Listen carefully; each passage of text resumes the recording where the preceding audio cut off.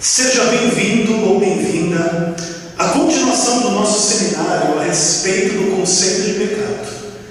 Agora nós vamos tratar do penúltimo tema dessa série.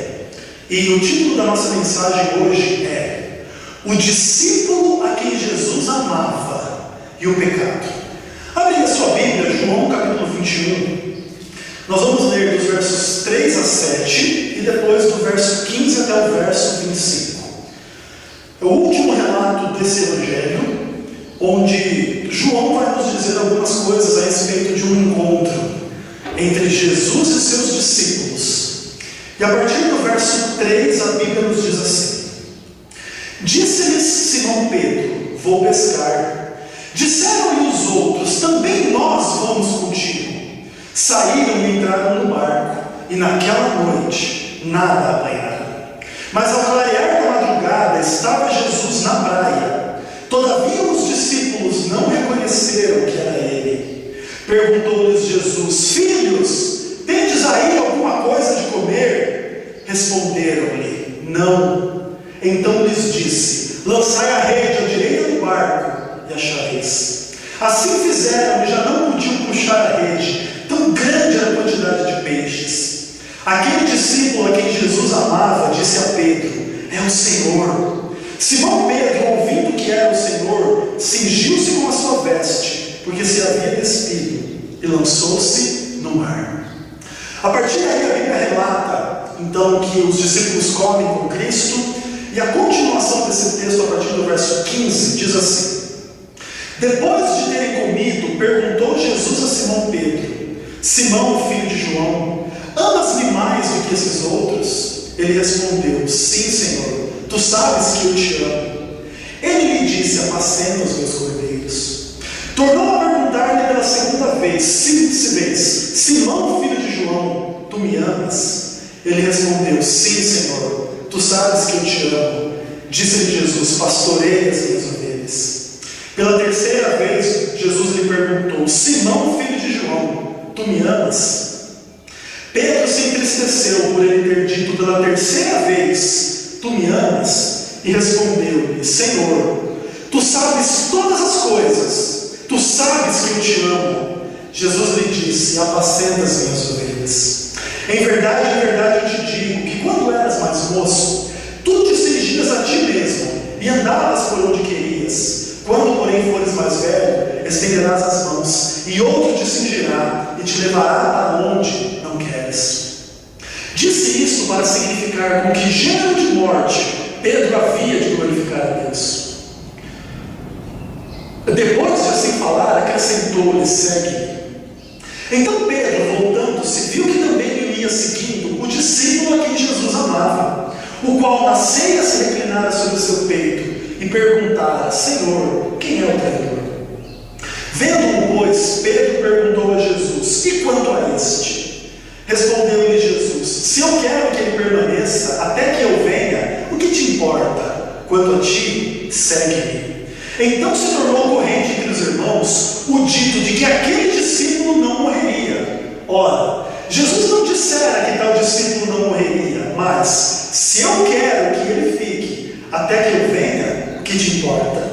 Este é o discípulo que dá testemunho a respeito dessas coisas e que as escreveu, e sabemos que o seu testemunho é verdadeiro. Há, porém, ainda muitas outras coisas que Jesus fez. Se todas elas fossem relatadas uma a uma, creio que nem no mundo inteiro caberiam os livros que seriam escritos. O Evangelho de João provavelmente foi o último documento do Novo Testamento a ser escrito. E ele representa o pensamento cristão mais profundo e mais maduro também. Provavelmente quando João escreveu esse texto, ele já era idoso, morava em Éfeso, era um cristão com grande experiência ao lado de Jesus. E ele fala de si mesmo como o discípulo a quem Jesus amava. Isso não quer dizer que João fosse o único objeto do amor de Cristo, mas isso queria dizer que na visão de João, ele era um objeto do amor de Cristo. Eu sou o discípulo que Jesus amou. Eu sou um daqueles a quem Jesus amou. Só que a gente lembra que Jesus sua identidade em Deus. No princípio era o Verbo estava com Deus, e o Verbo era Deus, e o Verbo se fez carne. E Deus abomina o pecado. Mas a Bíblia diz que Deus feito homem, Cristo, amava João. E será que esse homem a quem Jesus amava tem alguma coisa a nos ensinar a respeito do pecado? Sabe que João escreveu na Bíblia esse evangelho, o quarto evangelho, também 3 cartas e o livro do Apocalipse. E vamos procurar na Bíblia algum relato de pecado da parte de João. Vamos abrir a Bíblia em Lucas capítulo 9, verso 51 até o verso 56. E nós lemos esse texto no estudo de ontem a respeito de Tiago. Texto interessante onde a Bíblia diz assim: e aconteceu que, ao se completarem os dias em que ele deveria ser assunto ao céu, manifestou no semblante a intrépida resolução de ir para Jerusalém, e enviou mensageiros que o antecedessem. Indo eles, entraram numa aldeia de samaritanos para lhe preparar pousada, mas não o receberam, porque o aspecto dele era de quem decisivamente ia para Jerusalém. Vendo isso, os discípulos Tiago e João perguntaram: Senhor, queres que mandemos descer fogo do céu para os consumir? Jesus, porém, voltando-se, os repreendeu e disse: vós não sabeis de que espírito sois, pois o Filho do Homem não veio para destruir as almas dos homens, mas para salvá-las. E seguiram para outra aldeia. Existe dúvida, como eu disse para vocês ontem, a respeito da identidade desse Tiago, se é o mesmo Tiago que escreveu a epístola ou não. Mas não há dúvida de que esse é o discípulo João. Disso não há dúvida. De forma que aqui João manifesta um caráter pecaminoso, um pecado. Jesus veio salvar e repreende ele por achar que ele preferiria condenar aqueles que não receberam a sua aldeia. Depois que Cristo morresse e ressuscitasse, quem sabe o próprio João, o próprio Tiago voltassem àquela aldeia para pregar o Evangelho. E muitos daqueles que estavam rejeitando Jesus naquele momento iriam acreditar, se entregar e serem salvos. De forma que Jesus veio salvar, não condenar. Mas se dependesse de João nesse contexto aqui, talvez Jesus tivesse condenado essas pessoas. João é um pecador. Além disso, olha a sua Bíblia no Apocalipse, capítulo 22. E aqui contém um relato curioso a respeito de um pecado do apóstolo João. Versos 8 e 9, a Bíblia diz assim: eu, João, sou quem ouviu e viu essas coisas. Quando as ouvi e vi, prostrei-me ante aos pés do anjo que me mostrou essas coisas, para adorá-lo. Então ele me disse: vê, não faças isso. Eu sou conservo teu, dos teus irmãos, os profetas, e dos que guardam as palavras deste livro. Adora a Deus. João cai numa tentação de adorar um instrumento de Deus ao invés de adorar a Deus. E ele recebe uma repreensão: vê, não faça isso, João. Adore somente a Deus. Fica claro na Bíblia, então, relatos de pecado da parte de João. E mesmo o pecado como cristão. Porque se você vai para o começo do livro do Apocalipse, você percebe que João estava exilado na ilha de Patmos. Por quê? Por causa da palavra de Deus e do testemunho de Jesus. Era por isso que ele estava ali sendo perseguido. Apocalipse 1, verso 9. De forma que ele era um fiel cristão, foi exilado em Patmos, e depois que ele recebeu a grande visão do Apocalipse, ele cometeu pecado. Ele adorou um anjo, algo que não deve se fazer. Não devemos adorar ninguém que não seja Deus. Agora, eu queria me concentrar na noção de pecado na literatura joanina. Vamos começar pelo Apocalipse. Apocalipse capítulo 1, verso 5. João, inspirado por Deus, escreve assim: da parte de Jesus Cristo, a fiel testemunha, o primogênito dos mortos e o soberano dos reis da terra, aquele que nos ama e pelo seu sangue nos libertou dos nossos pecados. Em Apocalipse capítulo 1, verso 5, João trata o pecado como um pressuposto, como algo que o sangue de Cristo nos libertou. O pecado então é uma realidade que demanda a redenção por meio do sangue. Para quem peca, só tem uma solução: que o Cordeiro de Deus, sem pecado, derrame por ele o seu sangue. Essa mesma ideia é enfatizada muitas vezes no livro do Apocalipse. Por exemplo, no capítulo 12, verso 11, a Bíblia diz assim: por isso festejaram ao céu, ou melhor, eles porém o venceram, por causa do sangue do Cordeiro, e por causa da palavra do testemunho que deram, e mesmo em face da morte não amaram a própria vida. Então, sim, verso 12: por isso festejai, ó céus, e vós os que nele habitais. Ai da terra e do mar, pois o diabo desceu até vós, cheio de grande cólera, sabendo que pouco tempo lhe resta. Dentro da grande luta entre o pecado e a justiça, entre o diabo e Deus, só existe um meio de vitória para os seres humanos. E esse meio é o sangue do Cordeiro. É a partir da experiência com o sangue do Cordeiro, que nos limpa, nos perdoa e nos purifica, é que a gente pode então testemunhar que é melhor morrer do que viver sem Jesus. E a vitória é essa, conquistada por meio do sangue de Cristo, que nos permite testemunhar do seu grande amor por nós. Capítulo 19 do livro do Apocalipse, verso 13, a Bíblia diz assim: ele está vestido com um manto tinto de sangue, e o seu nome se chama o Verbo de Deus.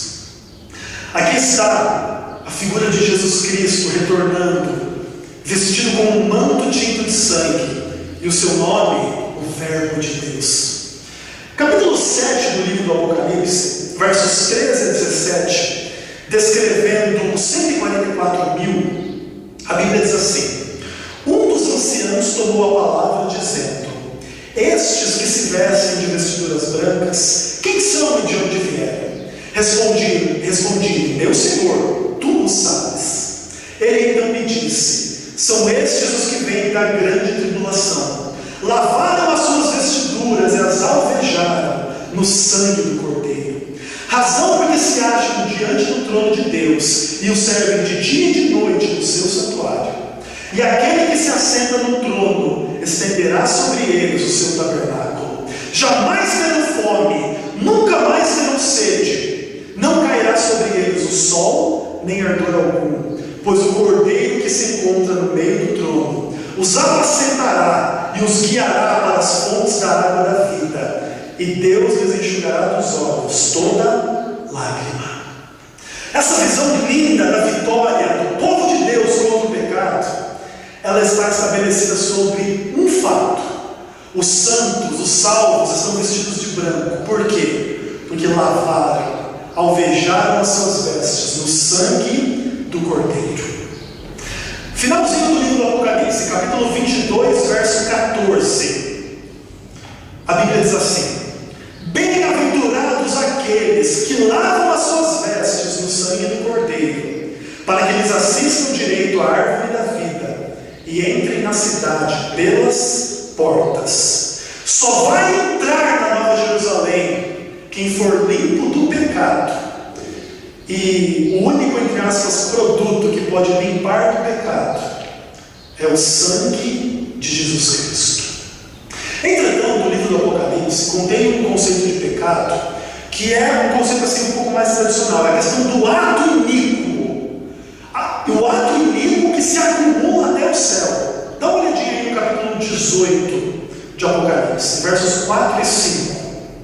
A Bíblia diz assim: ouvi outra voz do céu dizendo: retirai-vos dela, povo meu, para não serdes cúmplices em seus pecados, e para não participares dos seus flagelos, porque os seus pecados se acumularam até o céu, e Deus se lembrou dos atos iníquos que ela praticou. Aqui o texto bíblico está falando da grande Babilônia, e ele pede para o povo de Deus que ainda está em Babilônia sair de lá. Por quê? Porque se não sair, vai ser cúmplice dos pecados pecados cometidos na Babilônia. Portanto, o conceito de pecado nem sempre é algo que você faz. Às vezes é algo que você é cúmplice, mas não responsável direto. Então, um conceito interessante de pecado no livro do Apocalipse. Agora, se diz que esses pecados se acumularam até o céu. E a gente pode entender isso de duas formas. O registro do pecado no céu, existe essa ideia, ou o clamor pelo pecado, pelo sofrimento, que chega até o céu. Pode ser também que uma coisa não exclua a outra, e aqui está um pouco daquela imagem do Antigo Testamento, que o povo está transbordando à medida da sua iniquidade. E o pecado é justamente isso, essa iniquidade. Os atos iníquos da Babilônia, então, se acumularam até o céu. Na literatura joanina, porém, existe um texto muito clássico e muito usado para a discussão do conceito de pecado, que está em 1 João capítulo 3, verso 4. A maioria dos adventistas conhece esse verso de cor, utiliza esse verso na hora de dar estudos bíblicos, especialmente porque a partir desse verso se estabelece que transgredir o sábado é pecado. E vamos dar uma olhadinha nesse texto então. A Bíblia diz assim: todo aquele que pratica o pecado também transgride a lei, porque o pecado é a transgressão da lei. Então, com base nisso, a gente entende que a lei de Deus é os 10 mandamentos, de forma especial, obviamente dentro do contexto do amor a Deus e do amor às pessoas, mas também expressos em 10 mandamentos. Então a gente tem que o quê? Não transgredir os mandamentos, mas guardar os mandamentos. Então, quando a gente não guarda, a gente peca. E essa é uma ideia estabelecida em 1 João e em outros textos também. Dá uma olhada no capítulo 2, verso 4. João escreve assim: aquele que diz eu o conheço e não guarda os seus mandamentos é o quê? É mentiroso, e nele não está a verdade. Agora, um texto que ajuda a gente a entender essa questão está no capítulo 3, versos 23 e 24. João escreve assim: ora, o seu mandamento é esse, que creiamos no nome do seu Filho, Jesus Cristo, e nos amemos uns aos outros, segundo o mandamento que nos ordenou. E aquele que guarda os seus mandamentos permanece em Deus, e Deus nele. E nisso conhecemos que ele permanece em nós, pelo Espírito que nos deu. Então a lei de Deus, ela é guardada e obedecida em um contexto. No contexto da fé em Jesus, do amor de uns para com os outros e pelo poder do Espírito Santo. Fora dessa realidade, não há fidelidade à lei de Deus, só o que há é pecado. Entretanto, em 1 João, existem textos radicais na direção de que pecado é algo que deve ser vencido plenamente, nessa vida, neste mundo, antes da glorificação, antes da volta de Jesus. No presente, na realidade. Dá uma olhadinha aí. 1 João capítulo 3, verso 5 até o verso 10, onde a Bíblia diz assim: sabeis também que Jesus se manifestou para tirar os pecados, e nele, em Jesus, não existe pecado. Todo aquele que permanece nele, em Jesus, não vive pecando.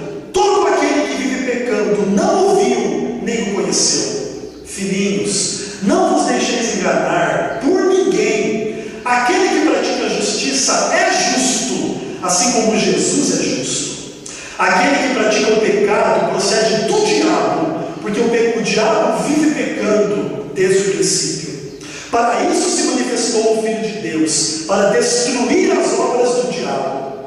Todo aquele que é nascido de Deus não vive na prática do pecado, pois quem permanece nele é a divina semente. Ora, esse não pode viver pecando, porque é nascido de Deus. Nisso são manifestos os filhos de Deus e os filhos do diabo. Todo aquele que não pratica justiça não procede de Deus, nem o que não ama o seu irmão. Esse texto é radical, profundo, impressionante e verdadeiro. É palavra de Deus. Amém por essas verdades. Dentro dessas verdades todas, eu separei algumas delas para a gente comentar. É a realidade de que Jesus se manifestou não para desculpar pecados, não para mas para tirar o pecado. E por que é que ele pode e consegue fazer isso? Porque nele mesmo não existe pecado. Jesus Cristo é vitorioso contra o pecado e divide essa vitória que é dele com aqueles que nele creem. De forma que se você crê e permanece nele, você não vive pecado. O pecado já não é mais um padrão habitual, a semelhança do padrão de pecado visto nas pessoas que não creem em Cristo e não o amam e não o servem. Uma outra ideia também para contrastar com essa ideia de quem permanece em Jesus não vive em pecado é o oposto. Quem pratica o pecado procede do diabo, porque é o diabo que vive pecando desde o princípio. Mas Cristo se manifestou para destruir as obras do diabo, o pecado dele, as tentações dele, as mentiras dele, e todo aquele que é nascido de Deus não vive na prática do pecado. E ele diz algo também muito interessante: não pode viver pecando. Não é nem uma questão de que não vive em pecado, ele nem pode viver, ele nem consegue viver em pecado. E dentro dessa ênfase ainda, capítulo 5, verso 18, a Bíblia diz assim: sabemos que todo aquele que é nascido de Deus não peca, antes aquele que nasceu de Deus o guarda, e o maligno não lhe toca. E 1 João 5,18 é talvez o verso mais radical nessa ênfase da vitória contra o pecado, agora, antes da glorificação, antes da volta de Jesus. Aquele que é nascido de Deus não peca. Vocês sabem que o texto bíblico é antigo, mesmo o Novo Testamento, que é chamado de Novo, é um texto bastante antigo, e às vezes tem bastantes discussões a respeito de tradução e etc. Esse texto está envolvido em uma dessas discussões. Por exemplo, João Ferreira de Almeida, Revista Atualizada, traduz esse texto assim: todo aquele que é nascido de Deus não vive em pecado.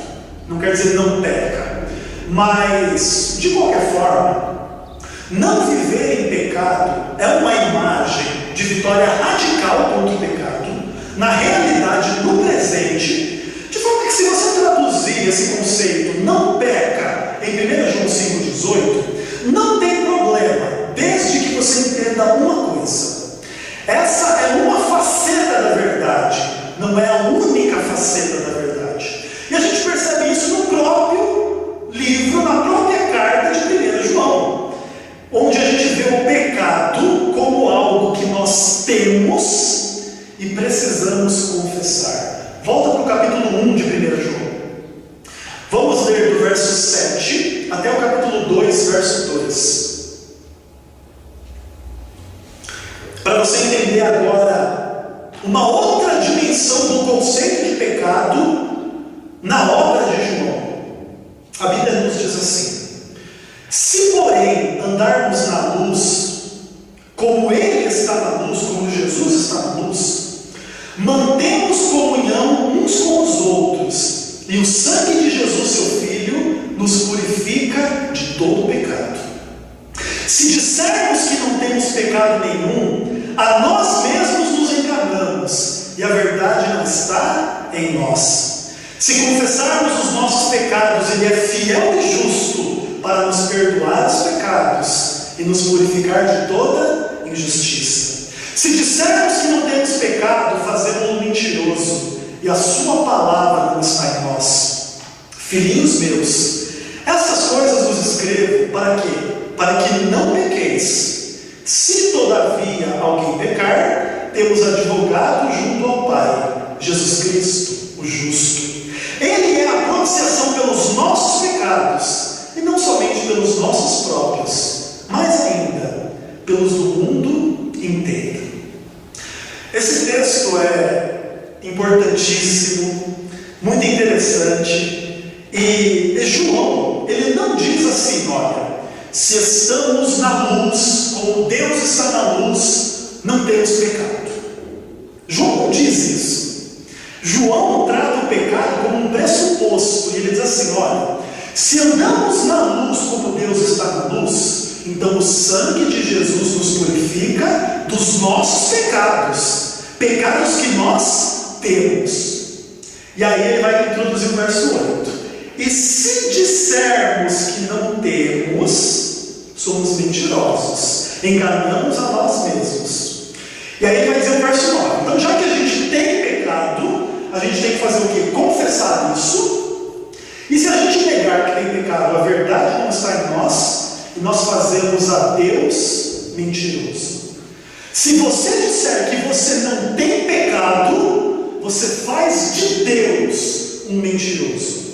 Mas por que isso? Por que eu estou fazendo de Deus um mentiroso ao dizer que eu não tenho pecado? Porque Deus diz uma coisa para você, e Ele diz assim: não existe homem justo sobre a terra que faça o bem e que não peque. Eclesiastes capítulo 7, verso 20. Não é palavra de Salomão, conquanto ele tenha sido um instrumento humano. É palavra de Deus. Deus diz que não existe homem que não peca. E se você nega dizendo que você não peca, você é um mentiroso. E você faz de Deus um mentiroso. O tempo verbal do verbo ratar em Eclesiastes 7, verso 20, está no tronco cal, no imperfeito, que em português quer dizer não peca no presente, não quer dizer pecado no passado, que nunca tenha pecado em algum ponto da sua vida, quer dizer que não peque no presente, que é exatamente o mesmo sentido de pecado em 1 João 1, verso 8. Se dissermos que não temos pecado, somos mentirosos. João vai dizer no capítulo 2, do verso 1, que se nós pecarmos, nós os cristãos, nós temos um advogado junto ao Pai. E essa é uma conclusão diferente daquela que ele deu no capítulo 3. Se alguém pecar, é do diabo, procede do diabo. No capítulo 2, do verso 1, ele não diz: se pecarmos, procedemos do diabo. Ele diz: se pecarmos, nós cristãos, que andamos na luz, nós temos um advogado diante do Pai. E isso basta para mostrar que em 1 João existem dois níveis, ou duas dimensões, ou dois conceitos diferentes de pecado. Em certo sentido, o cristão verdadeiro que nasceu de Deus não peca. Em outro sentido, cristãos que nasceram de Deus ainda têm pecado. Inclusive, nesse ponto, o próprio apóstolo João. Agora, sabe que a internet, ela está cheia de teorias. E se você tem uma teoria, você pode escrever, fazer vídeo, botar na internet, o que você quiser. E existe um documento na internet, em formato de PDF, que tem um título assim: Temos pecado em 1 João. E esse documento ele é usado por alguns perfeccionistas adventistas para defender uma tese que até é interessante. E talvez seria até mais interessante se ela não fosse trágica e mentirosa. Em resumo, esse documento, essas pessoas dizem o seguinte: ter pecado em 1 João capítulo 1, verso 8, é um verbo seguido de um substantivo. Não é uma locução verbal. Se fosse uma locução verbal, ela traria uma ideia de um pecado habitual. Nós temos pecado, nós sempre temos pecado, nós pecamos sempre. Mas eles dizem assim: não é isso que o texto grego está dizendo. O texto grego usa o verbo ter associado ao substantivo pecado. Pecado é algo que eu tenho. E ele diz assim que a expressão nenhum, que é provida na tradução em português que não existe no grego, ela é uma indicação disso. Se dissermos que não temos pecado nenhum, para tentar diferenciar a locução verbal do substantivo pecado, para não dar essa ideia de pecado habitual. É isso que eles dizem. E eles afirmam que o significado do texto, a partir dessa interpretação, ou dessa constatação gramatical, seria a seguinte: ninguém pode dizer que não tem pecado na extensão da sua vida por completo, porque isso não seria uma verdade. Todos em algum momento da sua vida tiveram algum pecado. Então eu não posso dizer eu não tenho pecado, mas não no sentido de pecado hoje, no sentido de que às vezes eu pequei quando eu era adolescente, quando eu era criança, não sei. Mas isso não quer dizer pecado habitual, quer dizer assim, pecado na vida por completo. É isso que nós não podemos dizer que nós não temos. Não quer dizer que a gente peca habitualmente. E tanto que eles dizem assim, que essa é a verdade de 1 João 5,18. Aquele que nasceu de Deus não peca. A intenção deles é defender que existem pessoas que não pecam.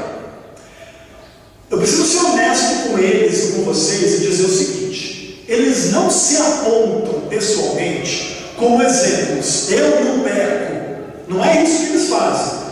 Mas eles defendem que alguém, assim, teórico, alguém indefinido, é capaz de não pecar no sentido bíblico de pecado. Não pecar de forma absoluta dentro do sentido bíblico de pecado.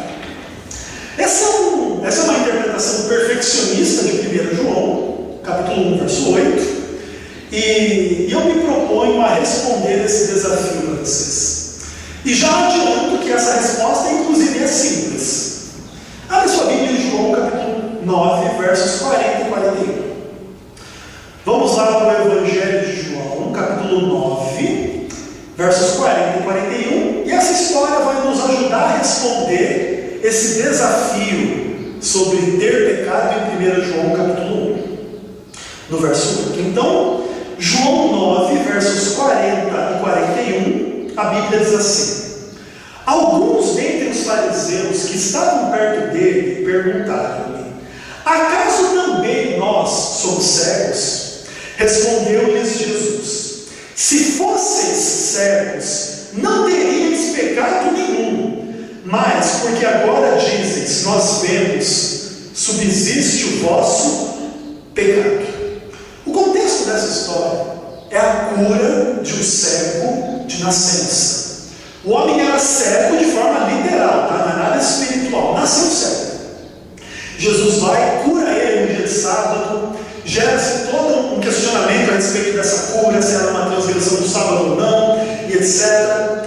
E depois esse homem se encontra com Jesus, esse homem adora a Jesus, e Jesus fala para esse homem assim: eu vim para esse mundo fazer um juízo, para que aqueles que não veem enxerguem, e aqueles que enxergam não vejam.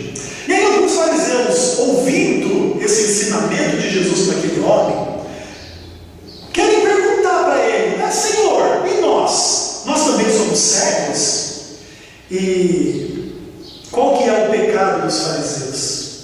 Eles pretendem ver a verdade, mas eles não discernem as obras de Cristo, o caráter de Cristo, a identidade de Cristo. E aí Jesus responde para eles assim: se vocês fossem cegos, vocês não teriam pecado nenhum.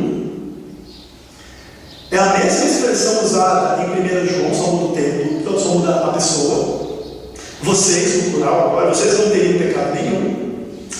E se nós interpretássemos essa expressão de acordo com a teoria dos nossos amigos perfeccionistas, nós chegaríamos a uma seguinte conclusão: Jesus estaria falando para aqueles fariseus: se vocês fossem cegos, seja literalmente ou espiritualmente, vocês não teriam pecado nenhum em nenhum momento da sua vida. Porque a expressão que Jesus usa em João 9 é a mesma expressão que João usa em 1 João 1: não ter pecado. Se dissermos que não temos pecado, somos mentirosos. Aí eles interpretam assim: olha, pecado na extensão da nossa vida, não quer dizer pecado específico hoje, transgressão. Então, se a gente entender essa expressão dessa forma, quando Jesus diz: se vocês fossem cegos, vocês não teriam pecado, Jesus estaria dizendo que vocês seriam pessoas sem registro de pecado na sua vida inteira. Só que tem um problema: Jesus é Deus, e Deus tem palavra. E a palavra dele diz assim: não há homem justo sobre a terra que faça o bem e que não peque. Se Jesus estivesse dizendo que aqueles fariseus, o único pecado da vida deles inteira era serem cegos em relação a Jesus, eles não tinham nenhum outro pecado, Jesus diria para eles assim: olha, então, se vocês fossem cegos, vocês não teriam nenhum pecado. Vocês seriam pessoas absolutamente perfeitas em amor, em fé, em fidelidade e etc. Agora, essa não é a verdade. Em João 9,41, a expressão não ter pecado significa um pecado específico de pretender ver, enquanto não se discerne a pessoa de Cristo e a sua identidade como Messias, Deus e Salvador. E eles estavam enganados diante de Jesus, diante da verdade de Jesus. E quando a gente entende isso em João capítulo 9, a gente entende uma coisa a respeito de 1 João capítulo 1, verso 8. Se dissermos que não temos pecado, somos mentirosos. Isso não quer dizer pecado na extensão da sua vida inteira. Hoje eu tenho 32 anos. Não pensar assim, eu tenho que dizer que eu tenho pecado. Por quê? Porque quando eu tinha 8 anos eu briguei com a minha mãe. Depois dos 8 anos até os 32, eu não tive mais nenhum pecado. Não é isso que a Bíblia está dizendo em 1 João 1, verso 8. Mesmo porque, no verso 9 se diz: se confessarmos os nossos pecados, Deus é fiel e justo para perdoar. Eu sou um homem de 32 anos. Será que eu preciso confessar os meus pecados? Que eu peguei com 8 anos? Quando eu fui batizado, esse pecado foi perdoado perfeitamente. Eu morri para esse pecado.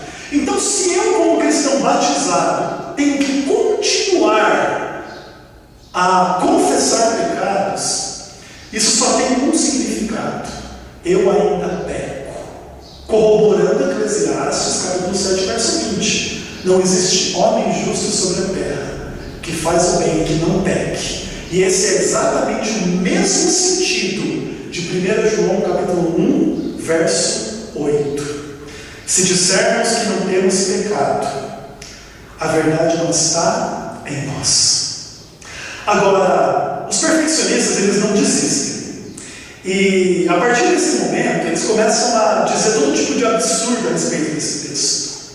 E eles dizem, por exemplo, assim: nós podemos viver sem pecar, absolutamente, contradizendo Eclesiastes 7, verso 20. Mas tudo bem, na visão deles, a partir da salvação em Cristo, eu vivo sem pecar de forma absoluta. E aí eles dizem isso que eles afirmam. Só que eles não têm coragem de negar o que a palavra de Deus diz. E quando eles são confrontados com Eclesiastes 7,20, com 1 João 1, verso 8, eles dizem assim: não, eu consigo não pecar. Só o que eu não posso fazer é dizer que eu não tenho pecado. Seria mais ou menos assim: eu era um pecador, eu aceitei Jesus e fui batizado, eu parei de pecar, eu não tenho mais nenhum pecado para confessar. E aí, se alguém me perguntar assim: Ezequiel, você peca? Eu tenho que desconversar. Eu não posso responder essa pergunta, porque se eu falar a verdade, eu não peco, eu vou estar transgredindo a palavra de Deus. Se dissermos que não temos pecado, somos mentirosos. Se eu disser que eu peco, eu vou estar falando mentira. E aí eu vou estar pecando, porque a lei de Deus diz: não dirás falso testemunho. E o Novo Testamento diz para a gente dizer a verdade uns para os outros. Então, quando você pergunta para um perfeccionista: você peca? Ele vai desconversar. Ele vai dizer assim: não me dou por justificado, porque quem me julga é Deus, citando Paulo. Eu não sei, é Deus quem sabe. Eu acho uma coisa, mas quem sabe Deus acha outra. Talvez eu ache que eu tenho pecado, mas Deus não ache que eu tenho pecado. Só que tem um problema com essa ideia, queridos. Imagina o amor perfeito, imagina a alegria perfeita, imagina a comunhão perfeita com o Espírito Santo. Você acha que você não iria identificar isso a ponto de dizer: eu não peco, eu não faço nada de errado, eu não penso nada de errado, nunca, eu sou perfeito,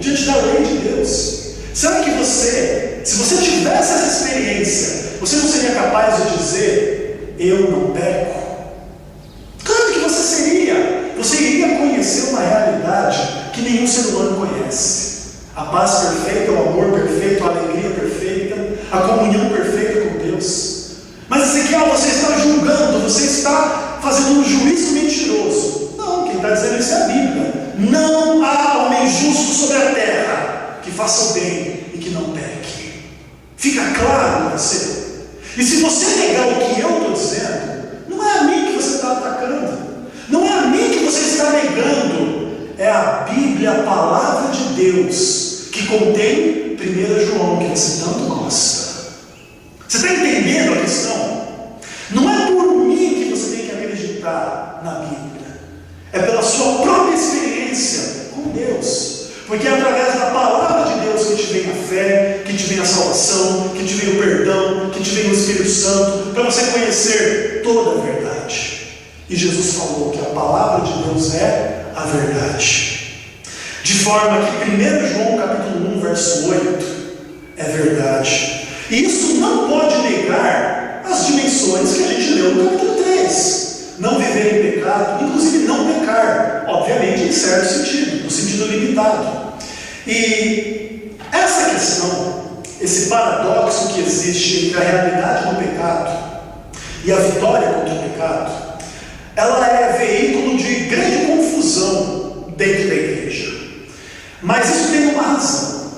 A razão não é que a Bíblia seja obscura ou um livro muito difícil de ser entendido.